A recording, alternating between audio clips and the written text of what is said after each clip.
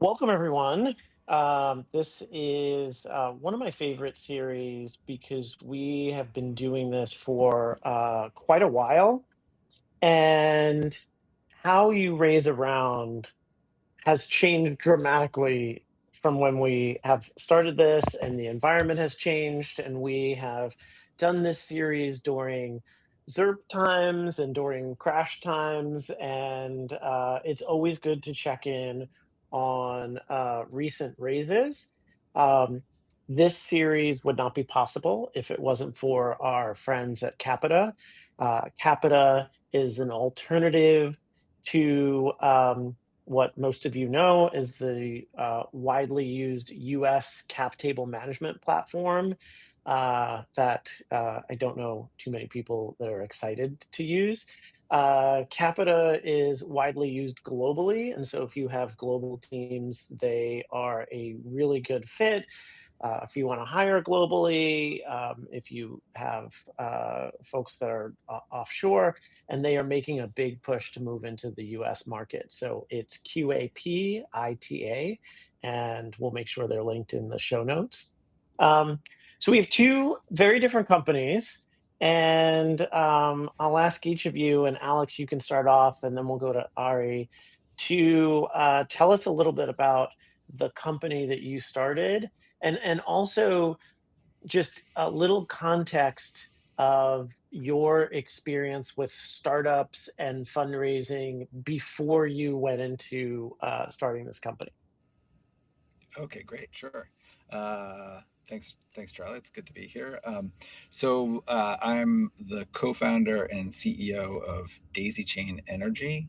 We are an electricity management platform for the built environment, and uh, we help buildings uh, manage their electricity such that it makes electrification and decarbonization financially um, profitable, essentially.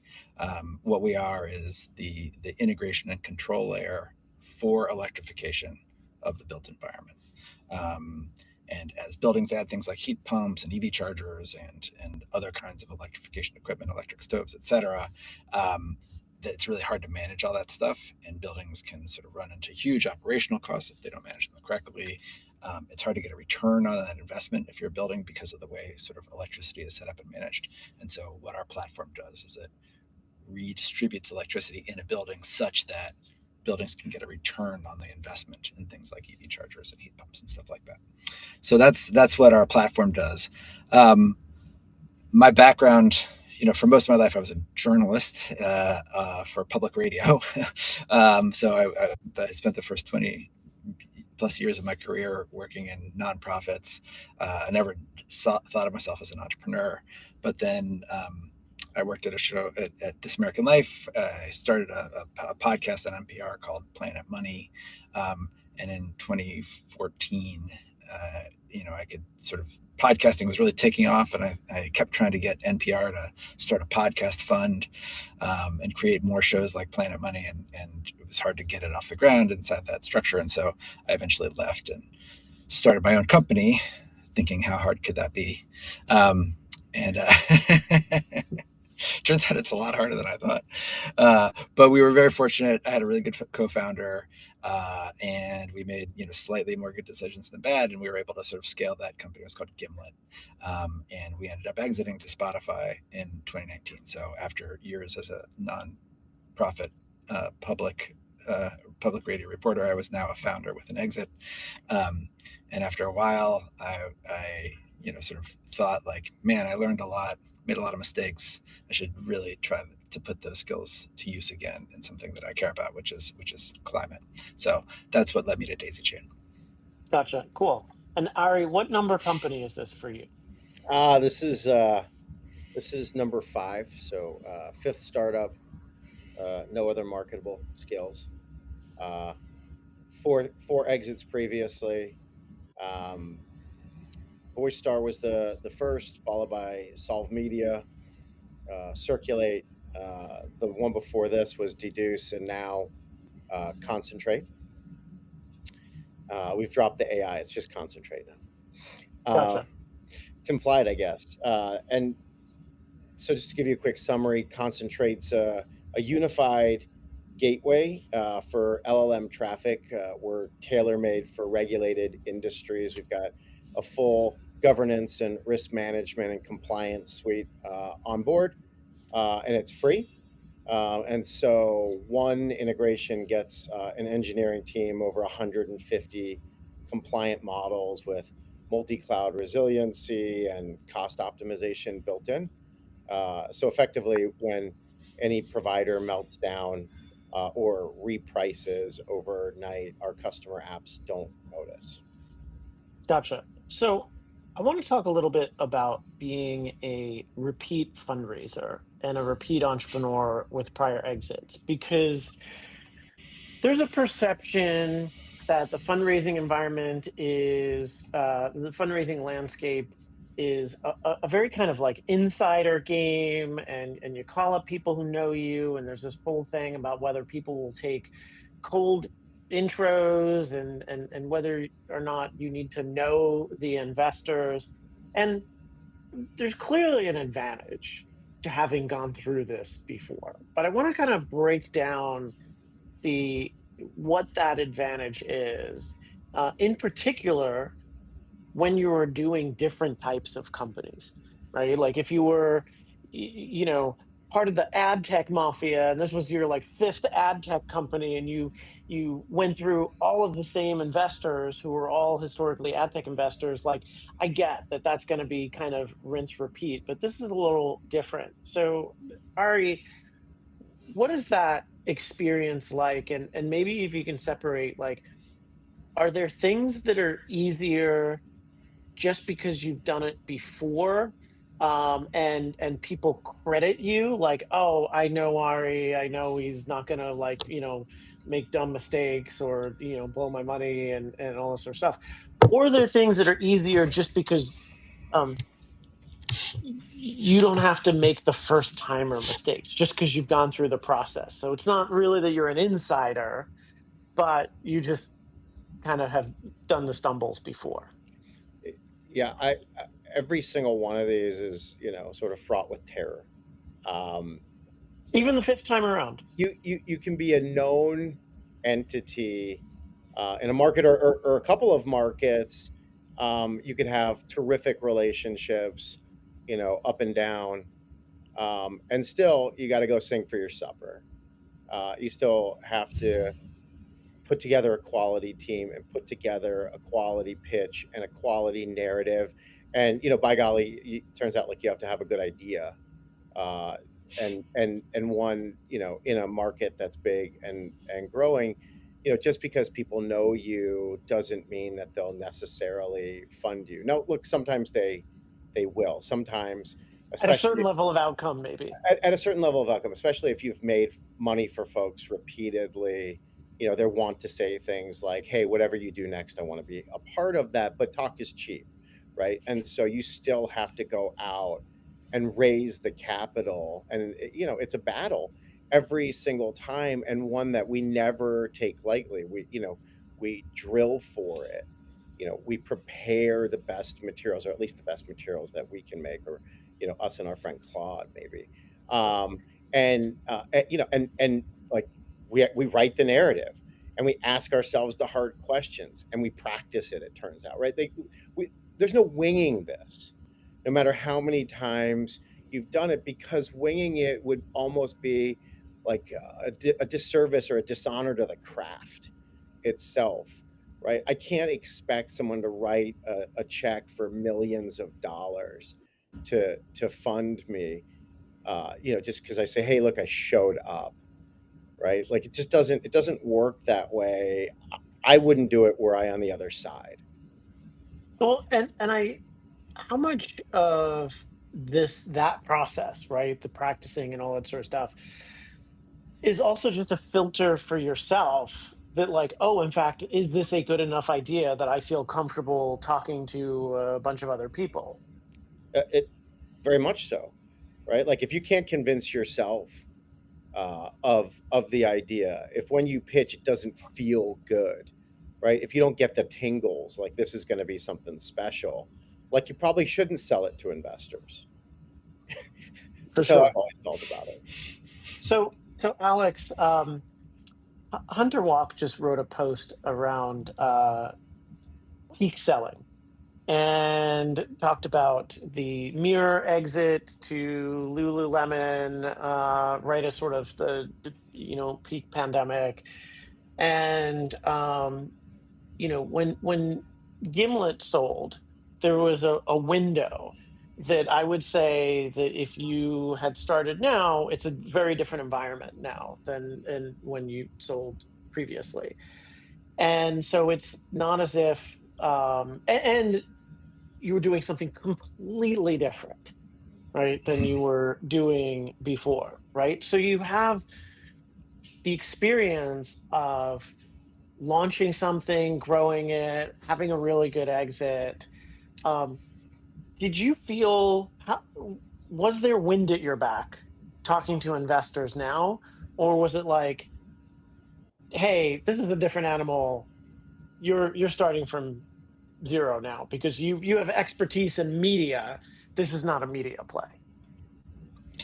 Um, there's a little bit of wind at your back. Like you have to have something that investors can sort of like at least that gives you some kind of credibility. And so having had a successful exit Hmm. definitely helps.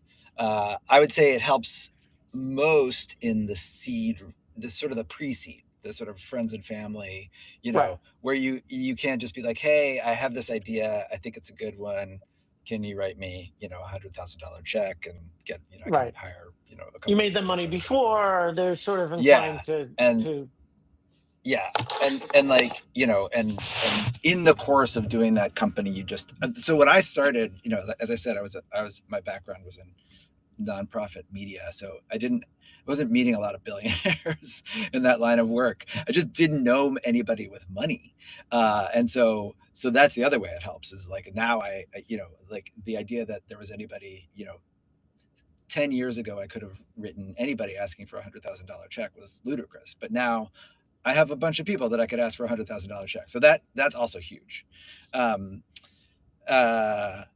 but like, I, it, beyond that, it is, Ari's, and it was very comforting for me to hear Ari say that because I feel like somewhat of a, sort of a lot of, imposter syndrome here because I feel like, I still have a hard time thinking of myself fully as like a repeat entrepreneur, even though I'm sort of well into my second startup, because maybe the first one was just a fluke and I got lucky and I was as a sector expert and I'm glad to hear Ari that it's also the same drill for you even on company number 5, because that was definitely our experience as well. Like once you're past that pre-seed and you're actually pitching sort of a larger round, it's just it doesn't it gets you in the door maybe, but it didn't seem to move the needle at all in terms of like who wrote a check and who didn't. I want to follow up on the whole sector expertise thing and the through line because I have to imagine that there's a little more interest in what you're doing because the headline is founder of Gimlet, which a lot of people know, or here's your next Mm-hmm. thing, right? So there's a curiosity factor and a kind of watch this space. On the other hand, I'd be curious: is there a through line? One of my investors sold a company for a couple $100 million, and he told me that he was struggling to figure out what to do next because if he knew everything that he had known by the time he went through the whole thing, he never would have started the first company in the first place because the odds were against him. It was kind of a crazy idea, right? But it worked. And now he felt like his bar was too high. So I'm curious as a both your own filter and other people thinking whether you can do this in a new space. What advice would you give to somebody who's like, I'm going to go out and pick a sector that isn't necessarily the thing I did before, and I'm going to come at it relatively fresh and start something new. Do you feel like you're at a disadvantage not being a sector expert, or you're at an advantage just because you'd like launched something and grown it, and that balance? So definitely the disadvantages outweigh the advantages. The advantages are few. The advantages are that sometimes if you have, sort of, if you're deep inside a sector, sort of efficiencies that might be perceptible to an outsider, you don't necessarily see for yourself. So the one advantage you have as an outsider is you can sort of come afresh and you're learning everything and you're just like, well, why does it work that way? And people will be like, oh, it works that way because of this and this and this. And then if you drill down, it's like, oh, it works that way because that's just the way it's always been done based on some sort of technology from the 1950s. And actually, there's probably a much better way to do it, if you ever wanted to do it a different way. So for example, and a really good example of this, our one of my investors, Andrew Mason, who started Descript. He was founder of Groupon, then went into Descript and sort of found his way to Descript through a sort of a travel thing that he was trying to start. And that's how I met him. He reached out to me because he wanted to start this audio travel thing. And so he and I were talking, and he was asking me about like what kind of tools we use in media to sort of do sort of audio editing. And I said, we use this thing called Pro Tools. And he was asking, what's Pro Tools? And I was like, Pro Tools, it's like a digital thing. And he had me looked at it, and like what Pro Tools does is it draws a waveform, and then you edit that waveform and you put it all together. And he was like, so wait, it's taking the information that's drawing a digital image, and the digital image is drawing as a waveform. And I was like, yeah. It was like, why doesn't it just draw the words? I was like, oh yeah, that would make a lot more sense, wouldn't it, if it just drew the words? And so then he made Descript, and Descript draws the words. And so so now you don't have to infer what a waveform looks like. You can just read the word. So that was an outsider insight that us insiders didn't have. But that being said, like, he needed all the insiders to the same company for the fifth time. So the through line is strong and it's bright. I would say we've often aggregated fragmented supply on one side and enterprise demand on the other, and then built the layer in the middle.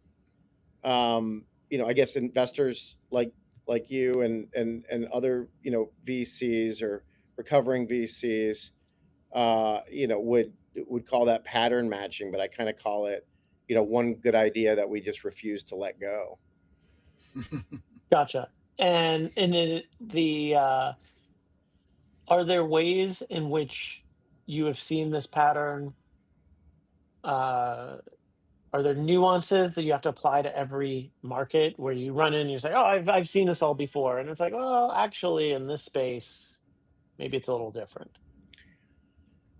I wouldn't say it's so much of a nuance, as sort of like an obvious marketplace learning, which is to say, like, nobody on the demand side cares if there's no supply,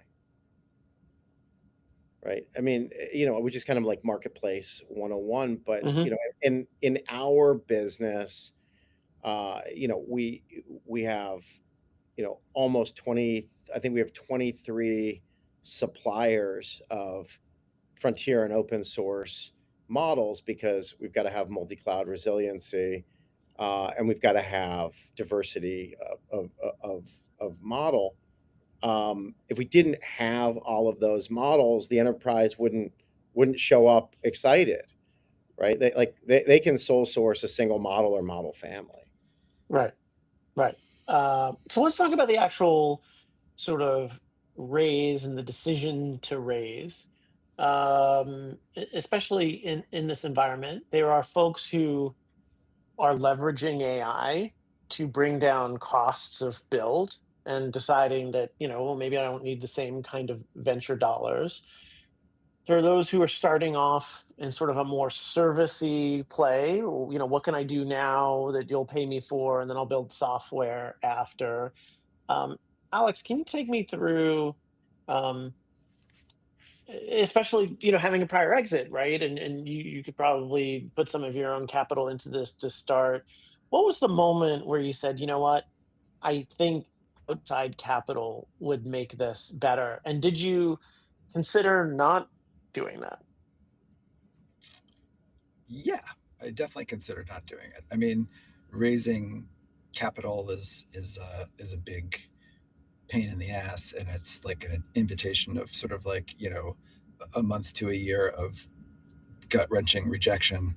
Um, and if we get there, we'll get to the part where I cried this time around, if you want. But it's like horrible, and the reason that people do it is because it helps you scale quickly.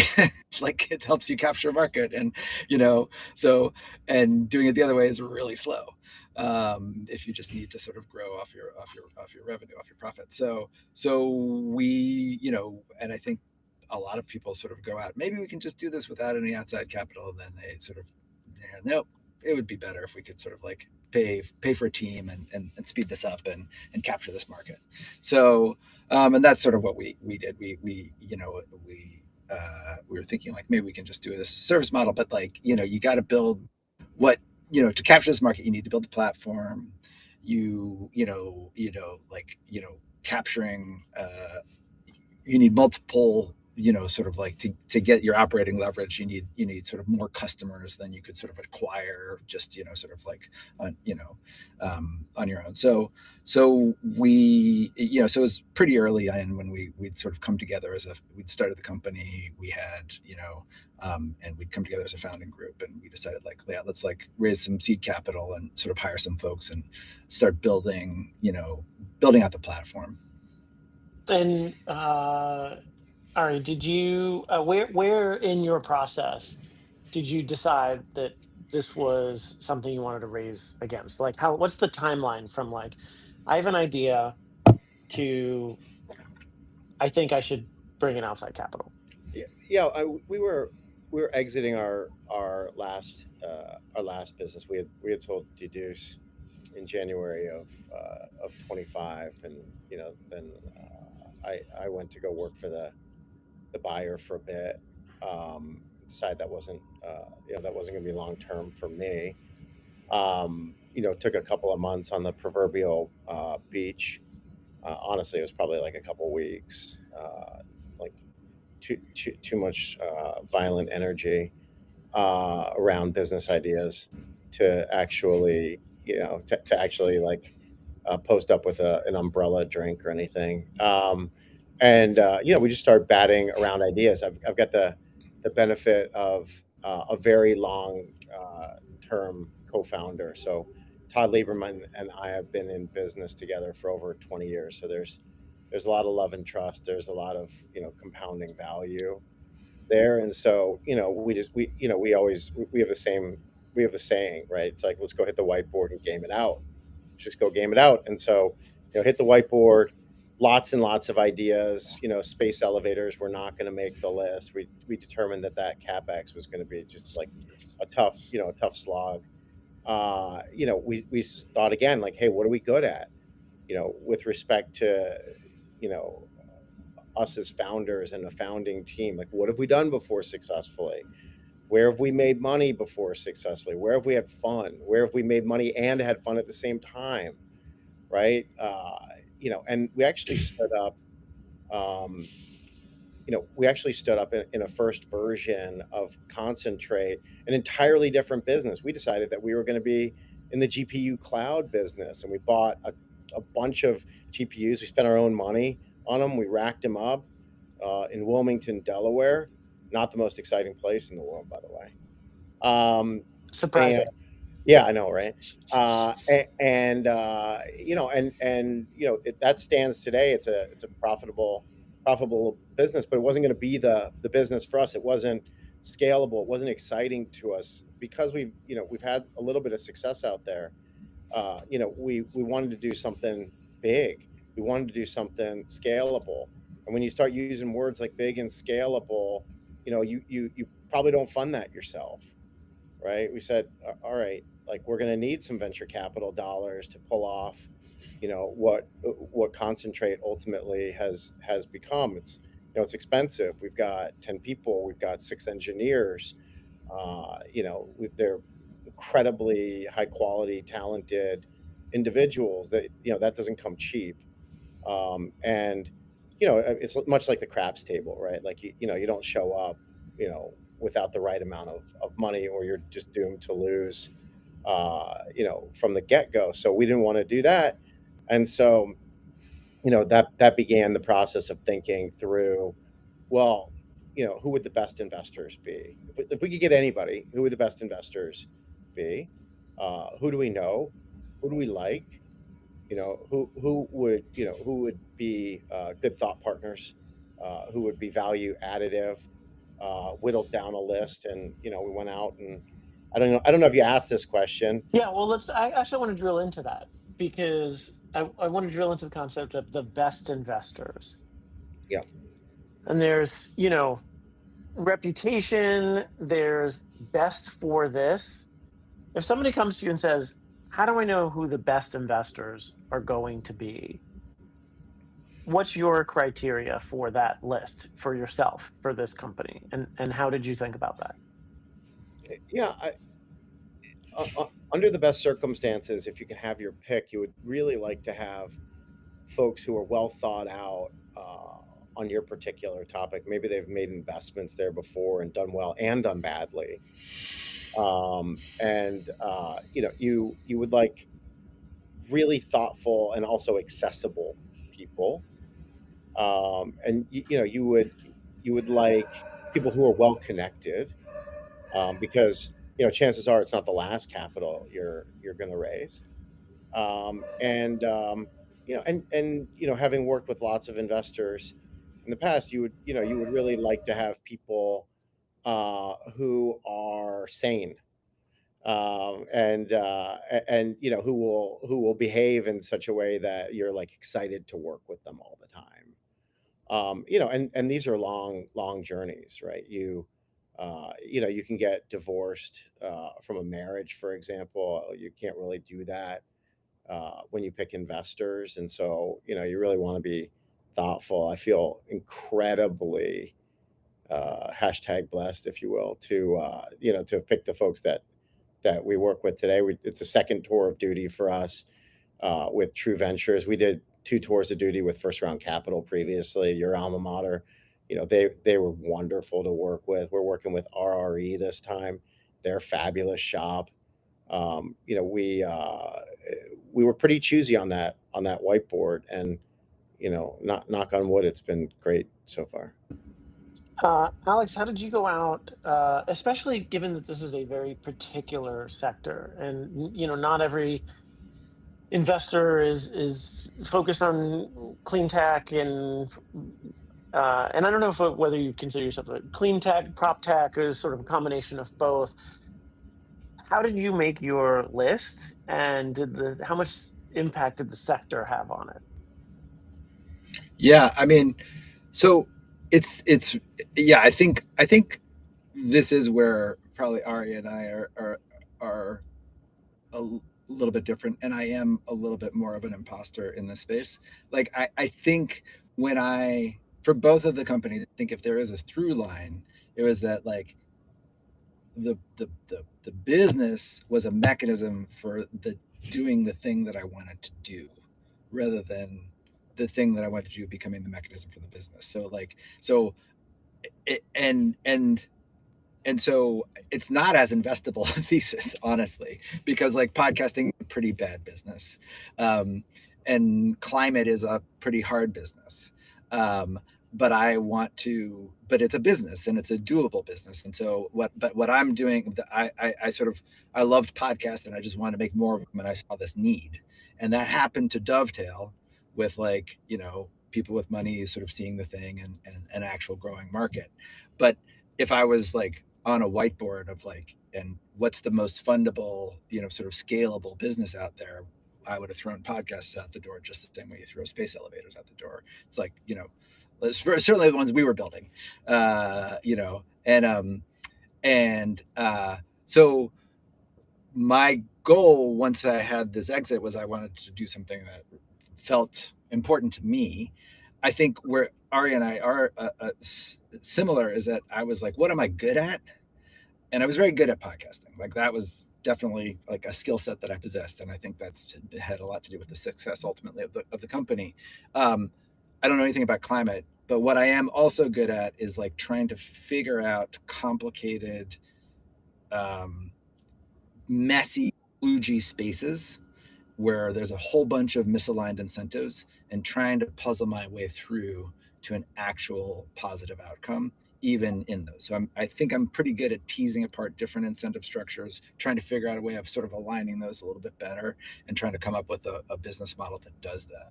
So I targeted directly one of the hardest sectors in climate, which is buildings. Because I was like, there's a whole bunch of smart people that are solving energy, that are solving transportation, that are solving all these other things. I don't have the skill set to do that. That's mostly science and chemistry and engineering. But I maybe have the skill set to sort of figure out a way through this like complicated morass of misaligned incentives, which is the built environment and utilities and energy. So I don't know. Is that a good investment for most people? Probably not. Like, the thing that drew me to it quite literally is the thing that scares away most people, which is that it's a mess and it's really, really hard to figure out how to scale. It's a super complicated regulatory landscape. Every single state has their own regime in place, so national expansion is really hard. So all these things are like really, really hard about the space. That being said, there is a dedicated sector to sort of climate investment. We definitely consider ourselves a climate company. Like we were formed as a way to help usher in decarbonization and electrification of the built environment. We do not advertise ourselves as that to our customers. Like we don't care if they think of us as what we're trying to deliver to our customers is like NOI. That's what we want to deliver to our customers. We want net operating income to come to the buildings. So that's all we're trying to do there. But like we want that NOI to come from, to be aligned with, sort of decarbonization and electrification. So that was, so, and to your so point, yeah, by the way, I mean, you said that not every investor will get excited about that. You also don't have to win over every investor, right? And so I'm curious you as to don't have like to win over. Yeah. what that funnel might have looked like. Like, did you Yeah. only pitch people in the climate space because you knew it would be difficult for other people to get there? And if so, like how many, and how many took it seriously, and how many did you wind up with? Yeah. So we deliberately targeted people in the climate space, because there's a ton of, money out there in the climate space, because there's a lot of people that are really, really concerned about the issue, have some money, and want to try to sort of like do good and do well at the same time. And so, and rightly or wrongly, I felt like, that would be we'd have a little bit more sort of like purchase in that space. So we did a little bit of prop tech, but mostly it was climate people that we pitched.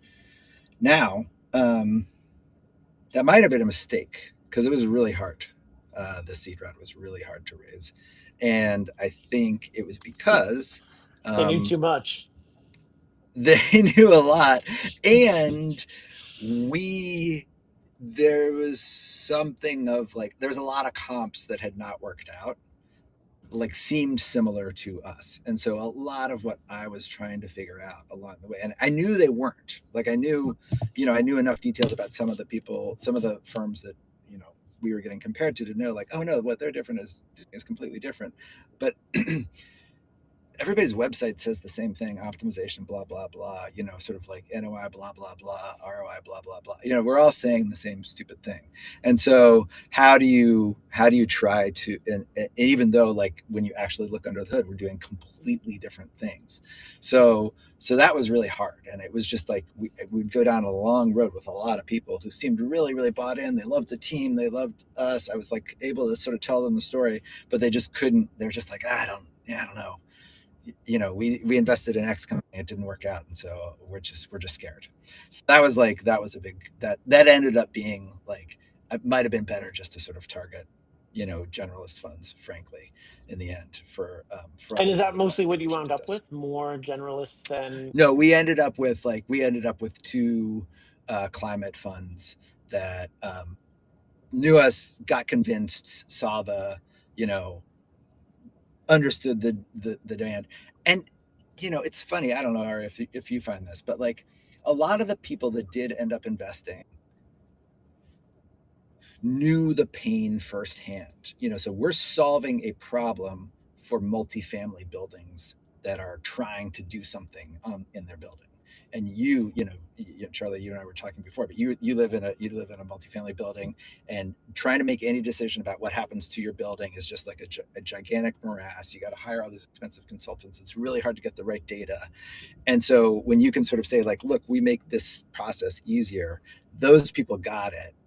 And like, so a lot of the people that ended up investing were like they cared about climate, and they were in sort of multifamily adjacent spaces, or they were on the board of their own building, or they were up front, they were personally connected to the space. And that ended up being sort of like what ended up sort of like making the decision for them, actually, is that they saw the problem firsthand that we were solving, and they were excited by it. Ari, I want to ask you about that competition issue, particularly in the AI space, because I feel like for every idea that you have in this space, because of the overwhelming number of founders going after it, in the same way, there's probably a handful of other people that, at least on the website, sound similar or feel like they're in the same area. And so, did you run into landscape and competition conversation of like, oh, doesn't so and so going to do that, or aren't you just like this other thing? And did that come up, or um, did VC sort of trust your work on the space? That came up. It came up early and often, and there are multiple ways in which it came up. So you know, every AI category is either overfunded or completely wide open, depending upon your interpretation of where we are in the cycle. I happen to believe we're in like the second inning of commercialization of AI, and so some names may be over invested, but specific slivers probably not. So for sure, people said, "Well, what about this company? What about that company? And how are you different?" And then they would pick apart, as they should, certain facets of the business. They would say, "Well, you're in the business of doing spend management. When it comes to tokens." And I would swear up and down and say, "Like, this is going to be a big deal, guys. Like, people are gonna spend a lot on this stuff and increasingly more, and then they're going to get frustrated because they've got 9 different providers and they're digging into 9 different consoles and they don't know what they're spending, and it's gonna be a mess." And by the way, this is before the whole token maxing conversation, and so we were directionally right. It's always nice when that happens because it doesn't always happen that way.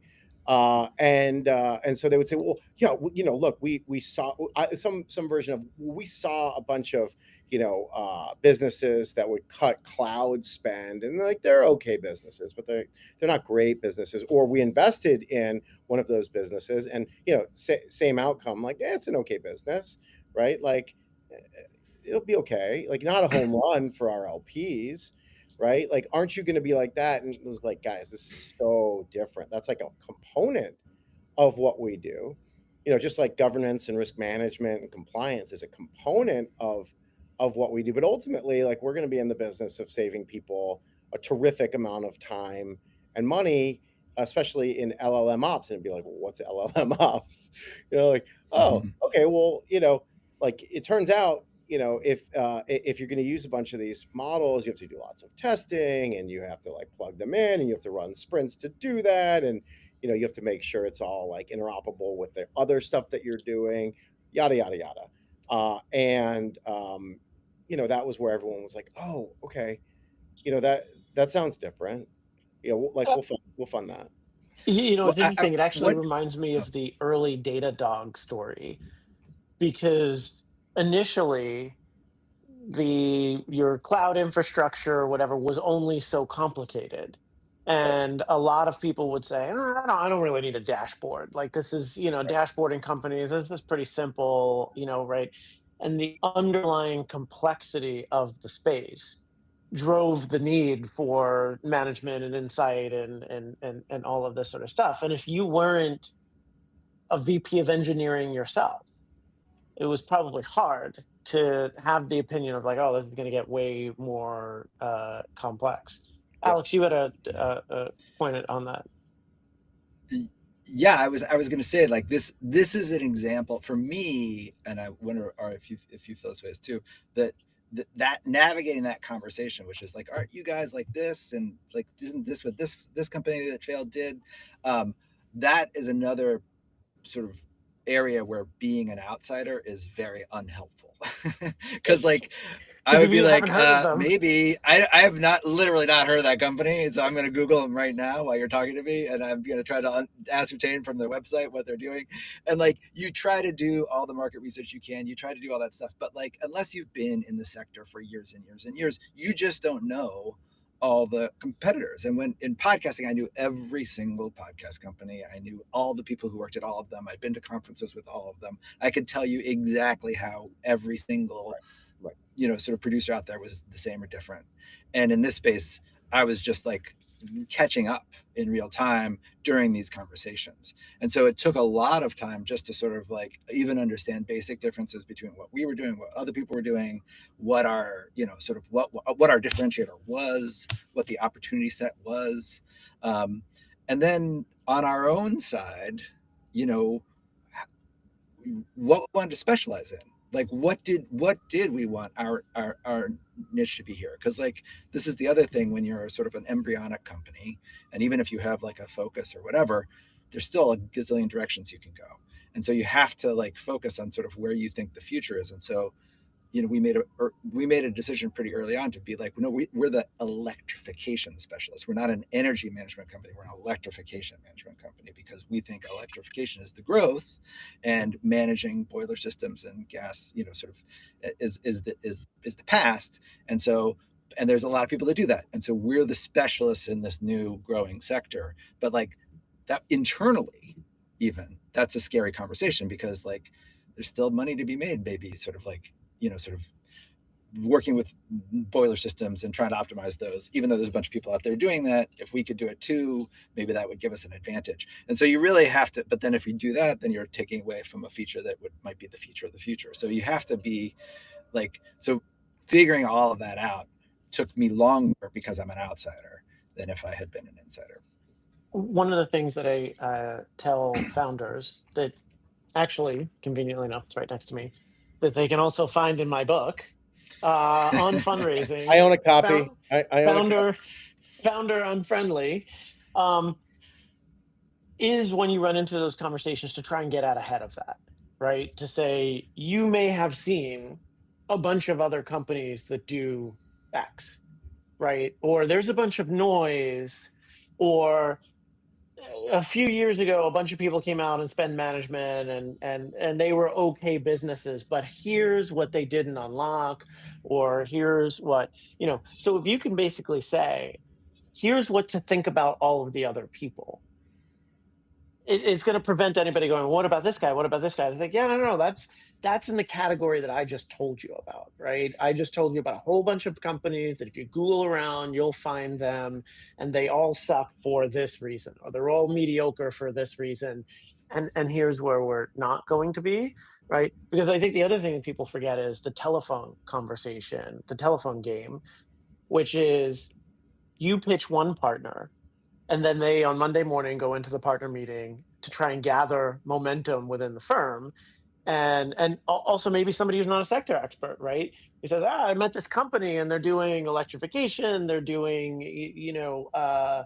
token compliance and management. And somebody else around the table says the same thing, that some of the VCs are, what about these guys? How are they different, right? And if you don't immediately have an answer and a great answer and a cutting it. Oh, yeah, we saw a bunch of those guys years ago that didn't turn out to be great. And when you're maybe a non-partner and your principal coming up and you're trying to push a deal over and you get clobbered because your 20-year partner has thinks they've seen this a bunch of times, Yep. right? Versus going in and saying, a bunch of companies tried to do X, they didn't work, but now somebody's not finally unlocked it, right? It's sort of a different conversation, I think, because you don't want the VC to own the conversation, right? You want to get out ahead and say, let me tell you what to think. These aren't the droids that you're looking for, right? A question and from yes, sure. Go I ahead. did that. But as I started to go through this process, I ended up doing that, and I would start my pitches now with like, here's what you've heard about all these. There's a lot of wreckage on this highway. Here's how we're different, and it worked so much better. To your point, For sure. Cool. Yeah. I'm glad to see I'm not just blowing smoke and that it actually No, works in tried and tested. practice. A question from the audience came in direct to me is actual timing. Is sort of a two-part question. The close process, and how much time should somebody budget? And I want to add something to this. Not necessarily calendar time, but like from first meeting with somebody who closed to money in the bank. Because I think what happens, and I would be curious as to your experience of this, is oftentimes you don't pitch enough people. So you have to go through these multiple cycles. So when people say, oh, it takes 9 months to close, that's actually 9 months of a bunch of smaller segments. And I think when people actually do close, it's not 9 months. It's not, it didn't take somebody 9 months from first pitch to cash in. So maybe you sort of talk about the timing of actually getting money in the bank. I think it depends on the round in particular. Yeah. I think So for pre-seed, seed, early stuff. For pre-seed, seed, and and maybe even Series A, I think you've got to run a really disciplined process. And the best framework I've ever seen written on the subject, outside of your thinking, Charlie, is Nat Turner's thinking. Nat was one of the founders of Flatiron, runs Collectors today. It just has to do with keeping a group in lockstep and bringing those who want to be brought to the finish line and offering them the opportunity to close. If folks are aligned with what you're building, if they want to be partners with you, if they want to own a part of a business that hopefully will be a fund returner, right? You'll know it. You'll be able to feel it. The alternative, and we've all seen it, we've all experienced it, is the dribbling of information, the many weeks passing, with no communication, the waiting for the flop card, right? Let me know when you guys have more 3 more customers of this size, or let me know when you've made that hire, or let me know X, Y, or Z. And that's not a lead, right? That's not an excited, ready to the tire kicker lead investor at all. You're excited lead investors, like, look, I believe in you, Alex. Like, I think that what you're doing is going to change the world. I want to be in business with you. Let's go. Right. And you can experience that. Yeah. Like, when you see it, I've been married for 23 years, so take this with a grain of salt, but it's got to be a lot like dating, right? Like you kind of know it when you see it, you feel it, you know who's into you and who's not really into you. And the trouble for folks who haven't raised capital before, or may have done it on a limited basis, is some signals feel good, right? They're not good, but they can kind of feel good because, look, if the shoe were on the other foot, if I was sitting in the VC seat, I would sure as hell love to have as many looks as possible. I'd love to hang around the rim, right? Like, why not? It's good for my LPs. It's good for my career. Like I would want to see all of the information if I can. But that's not what the Midas list is made of, right? The Midas list is made of VC professionals who decided that they were going to take the leap, take the gamble, and it paid off massively, right? That's the name of the game. For sure. Alex, any comments on timing before we get to our next question?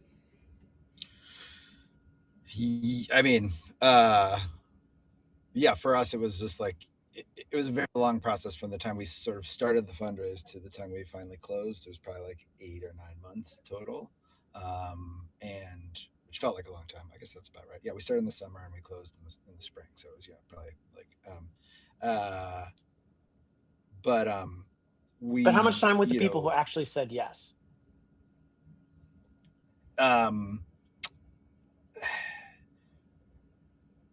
You know, I think our raise, not,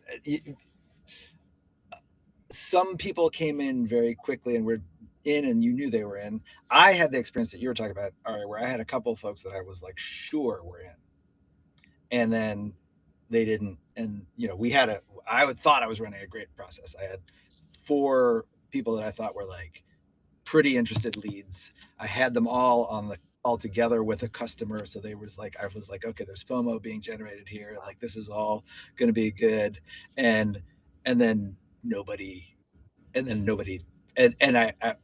I'd been having conversations. I felt very, very certain that we were going to get 2 or 3 term sheets, and we got 0. And so that was was very surprising, and the reasons were myriad. But it was like one of them had a very one of them was trying to underwrite, to previous exits, and there just were some pretty crappy previous exits. And so I was like, we're not like those people, but like she didn't have the data that she needed. One of them, I think it was a sort of a more junior partner, was really into us and really trusted us and really bought in, and just couldn't convince the senior partners who'd seen previous, sort of like failures. And we ended up getting 1 lead, but our lead was, so that ended up working out. But it was like, it was hard. So I think, and then one of the big followers who came in was somebody that I talked to very, very early, hadn't heard from for a long time, sort of on a whim. I was like, but they always seemed like they'd gotten the idea. And I was like, hey, we're like trying to fill in this round. Are you guys still interested? And we hadn't spoken in months. And then he was like, yeah, let me see it. And then they ended up coming in pretty quickly. So it's really, I don't know, man. I wish I had better lessons to draw. It seemed, it was very confusing. I'm still sort of somewhat confused by it, and I have theories if we want to get into those theories. As are the VCs, by the way. VCs will have a whole bunch of different answers. Last question before I let you guys go, and I really appreciate all your time. Let's talk about the first hire that you made with the money, or somebody that, as part of the round, you identified and said, it's really important for us to get this person. How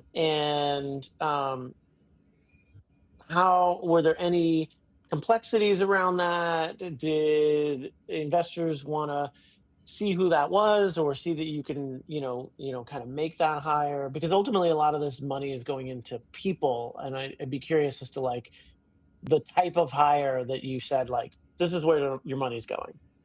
I can talk about that a little bit, just because Todd and I have a tendency to work with the same folks over and over again. It's kind of like an Adam Sandler movie set a little bit, which, by the way, I think is fabulous, because again, it's about love and trust, right? Like knowing where your bandmates are going to be on stage, like potent. I think for repeat founders, it's maybe a little bit different than for newer founders. I think hopefully there's some trust from the investor. So they may be interested in the personas. They may be interested in the titles that you'll hire first. They may ask those questions specifically to understand how you think about the business and the sequencing of the business.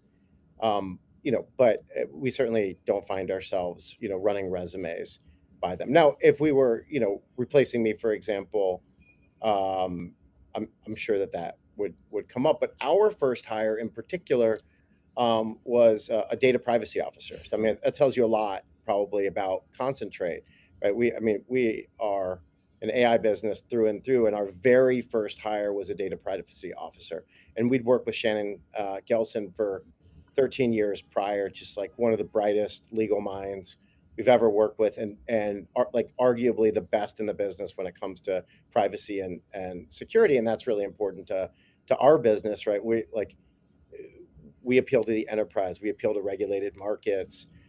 Governance, risk management, compliance are like words that are bandied about in our office daily, and our customers really care about as the conversation has moved from token maxing to what we call compliance maxing. Clever enough. So that was our first hire, and I think it was like, it's one of the joys. Maybe Alex will agree. It's one of the joys of being a repeat founder. If you're good to people, if you have a terrific culture, and that's something that we always aspire to, people want to work with you time and time again. People want to bring the band back together, if you will. You sometimes hear that expression Mhm. in entrepreneur land, and like that's what we did. Cool. Alex, who did you need to hire on your team? Where's that money going? Yeah, I mean, I think you don't. Yeah, I think at this stage you wouldn't want an investor sort of like reviewing resumes on like the hires. That would be a little bit more micromanaging that you're looking for. You definitely want help sourcing talent, and that's very important. Again, I'm in such a different sector, and like what we're doing is so different that none of my old connections are like sort of suitable to bring on here. I have multiple co-founders, and so we also filled in a lot of the sort of senior executive roles. Each co-founder was sort of head of a department, and so sort of staffing under those departments. That being said, for me, and I don't know, Ari, about you, but like, yeah, you talked about trusts a lot, and that was one of my biggest sort of surprises with my first company. I was like, you just need you can't compensate people with the normal things when you're a startup. Like they have to buy into the vision, and you have to be sort of bonded by something other than just benefits and a good salary. Like you have to be sort of aligned on sort of what you want to do.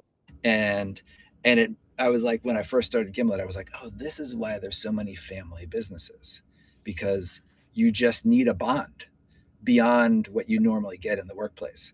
And so how do you establish that when you're not family and they're not relatives? And so one of the things that's worked for us is mission alignment is actually really key. Like that, we have an executive team now that we would never in a million years be able to afford, but because all of them are pretty mission aligned on what we're doing, everybody's like sort of coming together.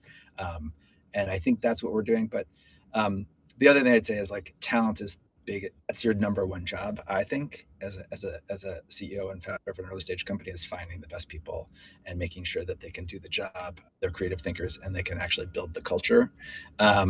And I made a lot of mistakes my first company around not sort of securing that, and I think it's really, really important. Thank you guys so much for your time. Thank Really you. appreciate your knowledge, your wisdom. Thanks to the team at Capita for making this possible, and really excited about seeing where both of you take these companies, especially given the respective spaces. So really appreciate your time, and we'll get this up and the highlights up, and we will see you around soon.